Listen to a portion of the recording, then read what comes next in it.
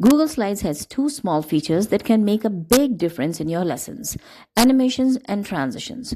In this short video, I'll show you what they are, how to create them, and how you can use them in real classroom slides, using examples from two of my own presentations. Let's start with animations. Animations control how objects appear on a slide. Here's a simple example of butterfly life cycle presentation. When I click, each stage appears one by one: egg, caterpillar, chrysalis, butterfly. It's perfect for teaching step-by-step concepts without overwhelming students. Now let's see how to create this. Just click on the object, click on the animate button up here. An animation panel will appear on the right side. Here you can find a lot of different sorts of animations. Feel free to go and explore and test them, but I recommend starting with a simple one so your slides can stay clean.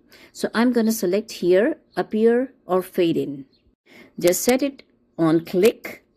You can even adjust the speed of animation. See how it works?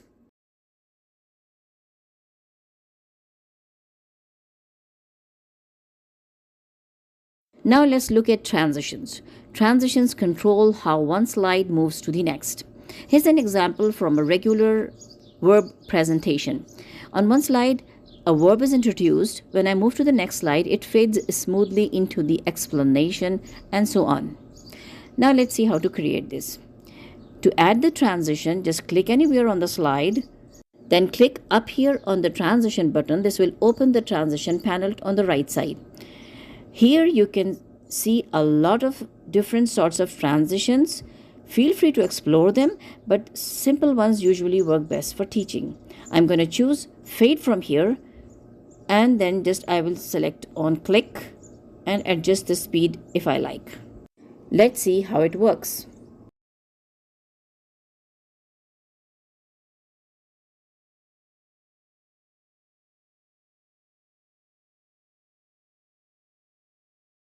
Now let's look at how animations and transitions can work together using two quick quiz examples. Number one is the butterfly quiz. In this butterfly quiz, everything happens step by step. On the first click, the image appears. On the second click, the question appears. On the third click, we transition to the answer slide. This is a simple way to build suspense and keep students focused. First the visual, then the question, and finally the answer. Example 2, verb quiz.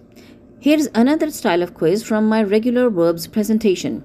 This one uses only animations, but in a sequence that lets you reveal answers gradually.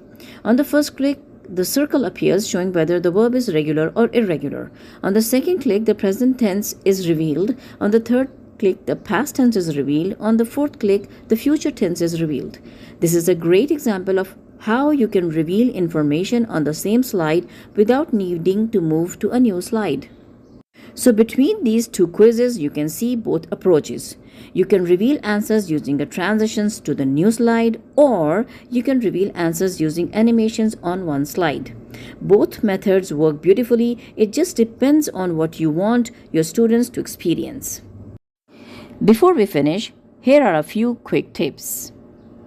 Keep animations simple. Appear and fade are usually enough. Use animations to control pacing and reveal information gradually. Use transitions sparingly so your slides stay smooth and professional. These tools work beautifully for vocabulary, science, diagrams, storytelling, and quizzes. And if you want to learn how I created the interactive board in the verbs presentation, I've linked that tutorial in the description. And here's the most important part. Don't just watch, try it. Open Google Slides and recreate one or two of the examples I've showed today. You will learn much faster by doing it yourself. Thank you for watching, and I hope these simple techniques help you make your lessons clearer and more engaging.